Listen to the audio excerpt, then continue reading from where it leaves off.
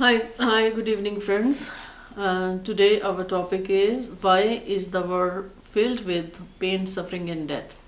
आज हम इस पे बात करेंगे कि दुनिया जो है वो इसमें पेन, सफरिंग और इन चीज़ों से भरी हुई क्यों है, हर तरफ मौत है।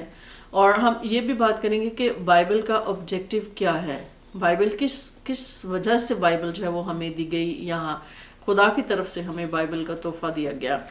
तो जैसे कि हम रोमियो उसके 5 बाब उसकी 12 आयत में हम पढ़ते हैं कि जिसमें यूँ लिखा है कि way for as by one man sin entered into the world and the death by sin and so death passed upon all men for that all have sinned। हम सब जानते हैं कि एक शख्स एक आदम के गुनाह के सबब से जो है वो मौत दुनिया में दाखिल हुई, और हम कह सकते हैं कि तमाम सफरिंग्स, तमाम पेन्स और तमाम डेथ जो दुनिया में है वो गुनाह के सबब से है।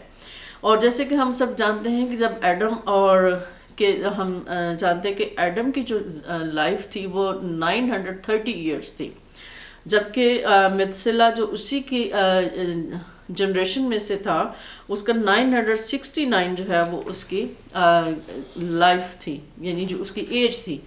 और हम सब ये जानते हैं कि आखिर जब नूह के तूफान के बाद खुदा ने ये कहा कि मैं जो है मेरी जो रूह है वो अब आदमी के साथ जो है वो नहीं रह सकती, कि मतलब जो है मैं अब उसके साथ नहीं रह सकता। And the Lord said my spirit shall not always strive with man for that he also is flesh yet his days shall be an 120 years.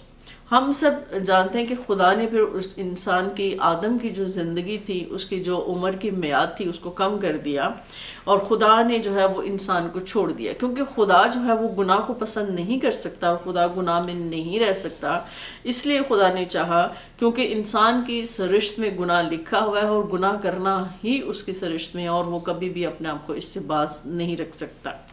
तो इस सबब से जो है खुदा ने ये फैसला किया कि मैं इंसान को जो है वो छोड़ दूंगा, या मेरी रूह जो है वो उसके साथ जो है वो कभी भी मतलब जब उसके साथ नहीं रह सकती।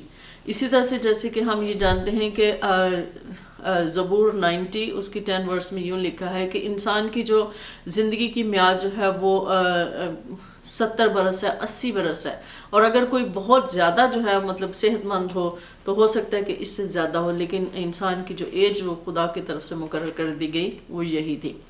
और हम सब जानते हैं कि इसके बाद जो है खुदा ने हमें जो अपना कलाम बाइबल हमें दी। और जैसे कि अगर हम वर्ड रिलीजन जो है उस पर गौर करें तो उसका जो है ये लेटिन वर्ड से निकला है, जो कि वर्ड है री लाइगेयर। री लाइगेयर का मतलब है, री का मतलब है अगेन, लाइगेयर का मतलब है कनेक्ट, मीन्स के रिकनेक्ट। रिलीजन का मतलब ये है कि कनेक्ट अगेन या रिकनेक्ट। जैसे कि खुदा ने चाहा कि वो इंसान के साथ जो उसका रिश्ता टूट गया था वो खुदा जो है दोबारा से बहाल करना चाहता है। इस सबब से खुदा ने जो है वो हमें बाइबल दी। और इसमें हम ये देख सकते हैं कि बाइबल में जो है जेनेसिस में अगर हम देखें, पैदाइश में जो रिश्ता खुदा के साथ टूटा था, रेवलेशन में हम जाके वहाँ पर देखते हैं बाइबल हमें ये सिखाती है कि वो रिश्ता दोबारा से बहाल हुआ। जैसे कि रेवलेशन 21:2-4 लिखा है कि behold the dwelling place of God is with man, no more death pain, कि खुदा का जो खैमा है, खुदा की जो डिवेलिंग प्लेस है वो अब ज़मीन पे है, वो आदमियों के साथ है।